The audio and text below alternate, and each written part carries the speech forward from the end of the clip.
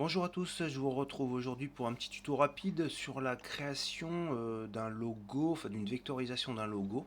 Je vous montre l'image de base, hein, vous allez voir c'est assez simple, c'est des lettres. Mais par contre, voilà, il y a quand même une petite chose à faire par rapport à la superposition de ces lettres. Donc voilà, donc on va essayer de se reproduire ça. Donc on va aller dans Inkscape, on va, on va importer l'image, hein, c'est juste pour pouvoir travailler dessus. Tac, ok. Ok, on va se la mettre de côté. Et donc du coup, on va devoir déjà trouver la police. Alors bon, j'ai cherché un petit peu en amont la police pour trouver une police qui y ressemble. Il s'avère que c'est la police Ceris. Donc dans Inkscape, on l'a, donc on va pouvoir le faire. Donc comment on procède? Déjà, on va se trouver donc voilà un sérif. Est-ce que je l'ai en bold? Je pense que ça sera pas mal en bold. Et tout de suite la taille, on va mettre une grosse taille. Et on va taper le A. Alors attendez, tac tac tac, qu'est-ce que j'ai fait? Voilà, donc A. Ok, on va dupliquer ça. Je le descends, je double-clique pour le sélectionner et je mets le S. S, en, pas besoin d'entrer. On va se la mettre d'une couleur, donc on va déjà se les renommer ici A et S. Ça, on est pas mal. Donc, on va se les choisir les deux couleurs. On va se les mettre d'une couleur à peu près... tiens, on va se mettre une couleur comme ça dans un premier temps. Et voilà. Donc, dans un premier temps, on va s'occuper, alors celle-là je vais la mettre de côté, on va s'occuper de la lettre A. On va se la placer, on va regarder comment on procède. Ensuite, on va essayer de se l'agrandir à peu près. Donc pour bien voir derrière au enfin l'image derrière, en fait, ce qu'on va faire, c'est qu'on va lui mettre un petit peu de... On va jouer sur l'opacité. Là, on est à 100%, on va baisser à peu près à 50.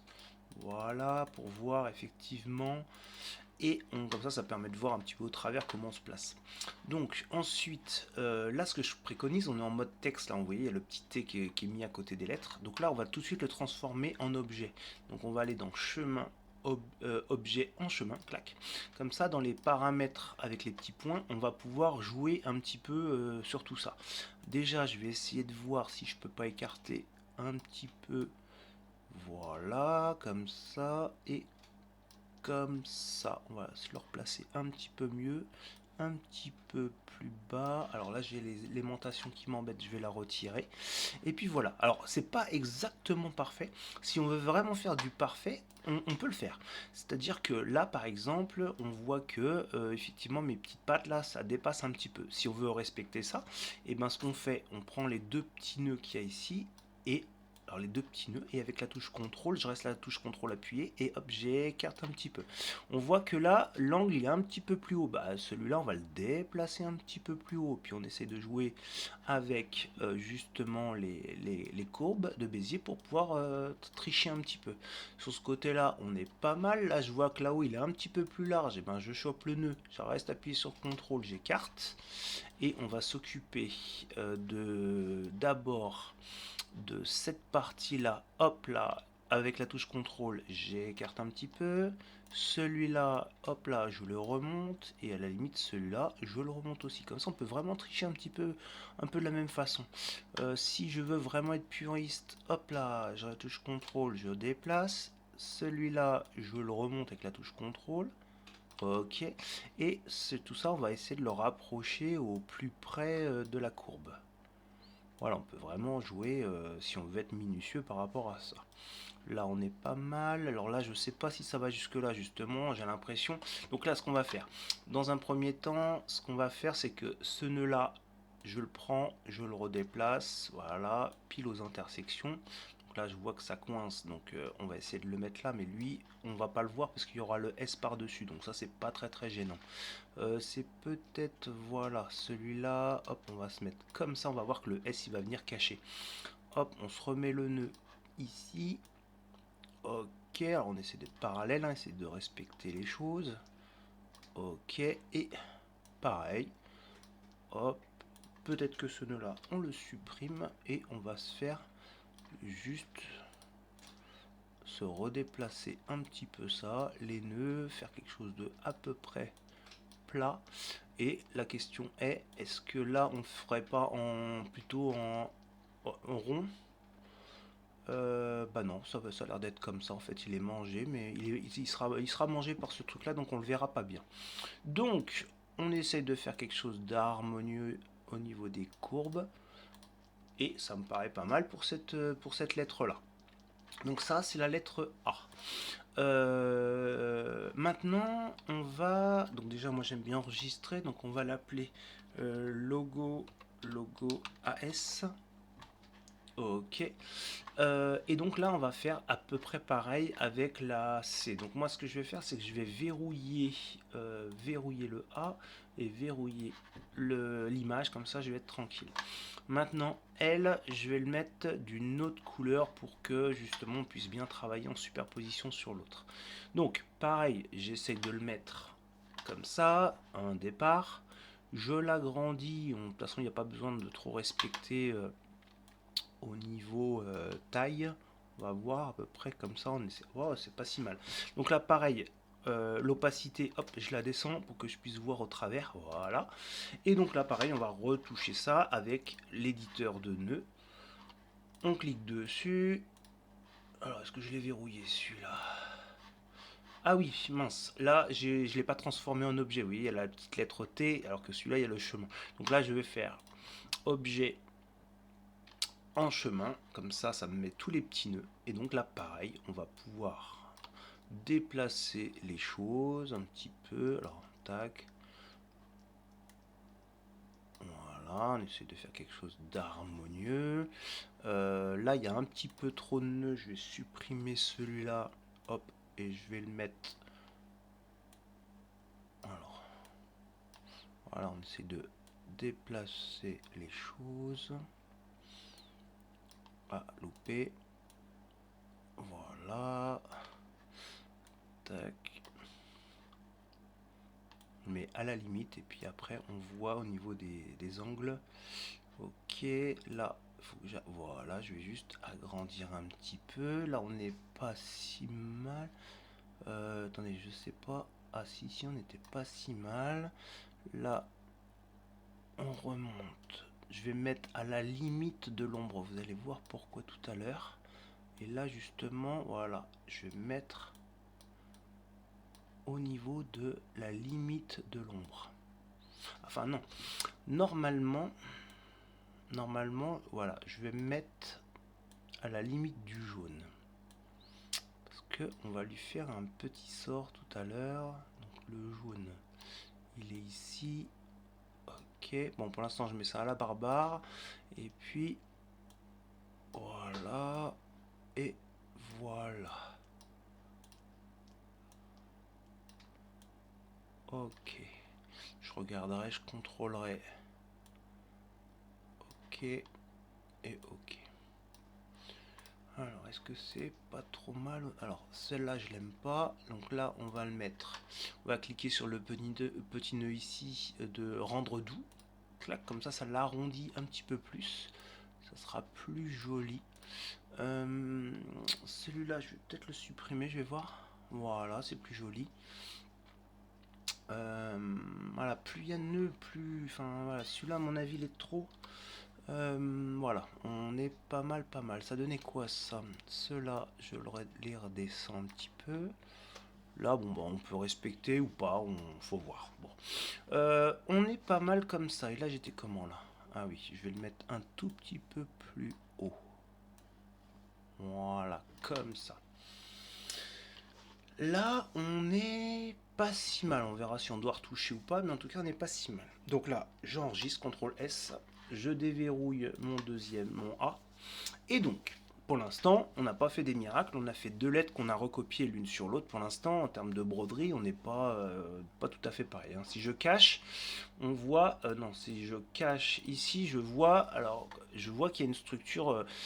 Il y a la partie noire là qui est pas brodée, mais en fait qu'il va falloir découper. découper, ça veut dire qu'il faut découper quelque chose un petit peu plus large de la lettre du dessous. Alors, il y a plusieurs techniques pour ça. Dans un premier temps, si je cache le S, on voit que le... Alors, je vais tout remettre en opacité à fond pour qu'on puisse voir. Voilà, opacité à fond. Et l'autre, pareil, opacité à fond. Bon, pour l'instant, je l'ai caché, mais voilà. Si je le fais réapparaître, voilà, opacité à fond. Donc là, on voit que notre lettre, pour l'instant, il n'y a rien de transcendant. Voilà, pour l'instant, il n'y a rien de transcendant. Alors, la technique. Deux façons de voir. Il faut découper la lettre A de la lettre S. En fait, il faut lui retirer comme toute la forme de la lettre S dans la lettre A, mais un tout petit peu plus grand pour que ça fasse, pour que ça lui coupe le noir. D'accord? Ça, c'est la technique. Donc, deux possibilités. Soit on fait CTRL D pour dupliquer cette lettre-là que je vais mettre en rouge pour qu'on voit bien la différence. Et de là, avec la touche Shift et CTRL, on va la grandir un petit peu. Mais le problème, c'est qu'on la grandit, mais pas vers l'intérieur. Donc, cette technique-là, elle va pas fonctionner beaucoup. On va essayer pardon, une technique avec les effets de chemin.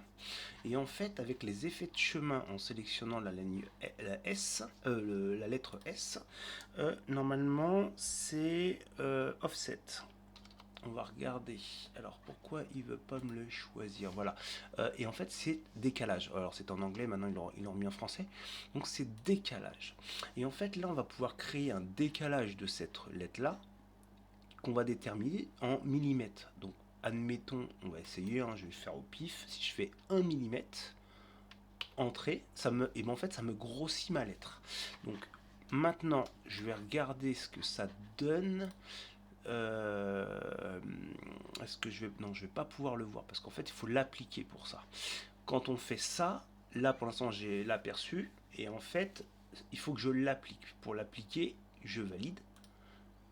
Je la duplique par exemple, tac, je le duplique, voilà, c'est super. Donc du coup, tac, est-ce que ça me l'a fait ou pas? Non, toujours pas, mais par contre on le voit. Alors, comment on procède? On voit l'aperçu en direct. Ah oui, non, ça m'a dupliqué. Ah non, j'ai fait une bêtise, ça m'a dupliqué le décalage, c'est pas ça que je veux.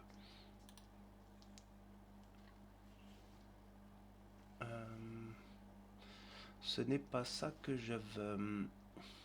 Je vais faire CTRL Z. CTRL Z. Voilà, je laisse mon décalage. Une fois que ça c'est fait, en fait, il faut que je fasse objet en chemin. Aller dans chemin, objet en chemin. Hop, je le fais. Et du coup,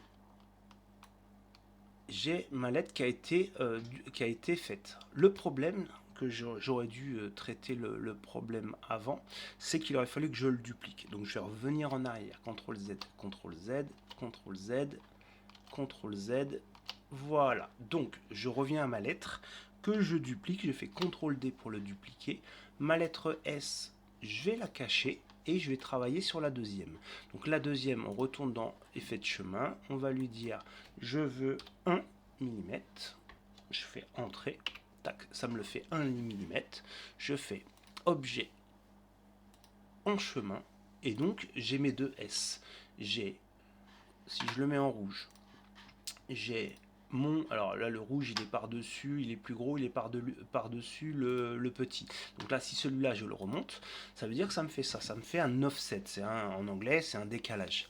Donc c'est exactement ce qu'on veut parce que ça nous a fait un décalage d'1 millimètre autour. Et donc du coup, alors là je vais mettre S vert et l'autre ça va être le S rouge. Ok. Donc, et ben en fait, ce qu'on va faire, c'est qu'on va supprimer le S rouge de la lettre A. Donc, je sélectionne les deux avec la touche CTRL. Je vais dans chemin, différence, et hop, ça me le découpe. Et regardez ce que ça fait. Alors, je vais mettre les deux de la même couleur. Et ça a exactement fait, en fait on se retrouve avec, je le déverrouille, et on se retrouve avec notre forme qui a été découpée. Donc là, il y a quand même un petit souci qu'il va falloir traiter. Alors, le seul truc, par exemple, vous voyez, en bas là, ça m'a découpé le pied de mon A qui n'y a pas là. Bah, si on le veut, si on le veut pas, en fait, on peut le travailler ça. Mais moi, je vois quand même. Donc là, ça c'est purement du Inkscape, c'est-à-dire que c'est purement du logo. Par contre, moi, en termes de broderie derrière, ce que je vois, c'est que je me retrouve avec deux chemins et en fait, il y en a beaucoup plus que ça maintenant. Donc, ce que j'aime bien faire à chaque fois, hein, c'est le S, lui, ça va pas changer. Par contre, le A, il va être découpé en plein de chemins. Regardez, je prends mon A, je fais chemin séparé, j'ai du mal à le trouver, séparé, et donc là il m'a découpé tous mes chemins. Donc on a quoi?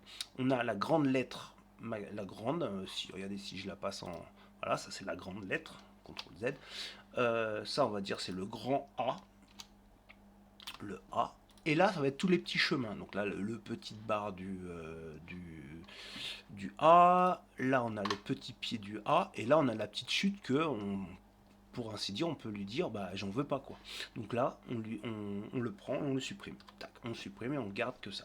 Donc on a tous nos chemins, on peut passer de là à là au S, parce que le S il change pas. Et donc quand on est dans ce niveau-là, ce qu'on fait, donc je sélectionne tout, qu'est-ce que je vais le dire en quelle taille? Bah, par exemple en hauteur, on va le faire à 80 pour un cœur de t-shirt par exemple, 80.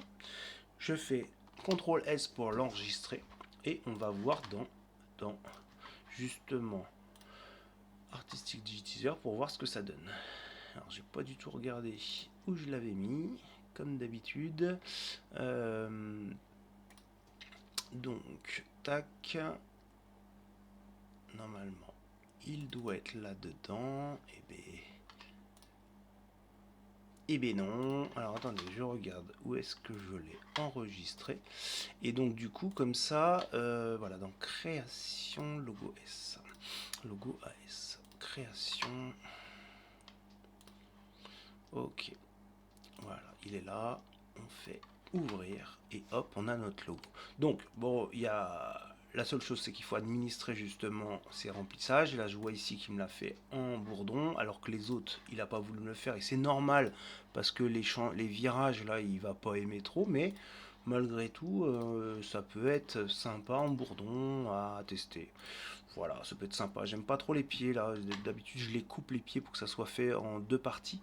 Mais en tout cas, on peut les faire de la façon que l'on veut, en termes de remplissage. Et c'est bien sympathique. Donc le logiciel de lui-même, il me met les sens des fils d'un côté ou de l'autre, donc ça c'est assez pratique, mais quand même il faut regarder pour pas que ça tire trop sur les fils. Et puis voilà, donc c'était pour une petite vidéo que j'ai trouvé sympa sur un logo qui était bon, bah, c'est deux lettres, mais effectivement il y a un petit travail derrière, et donc c'est assez sympathique. Voilà, je vous souhaite une bonne journée, à bientôt, au revoir.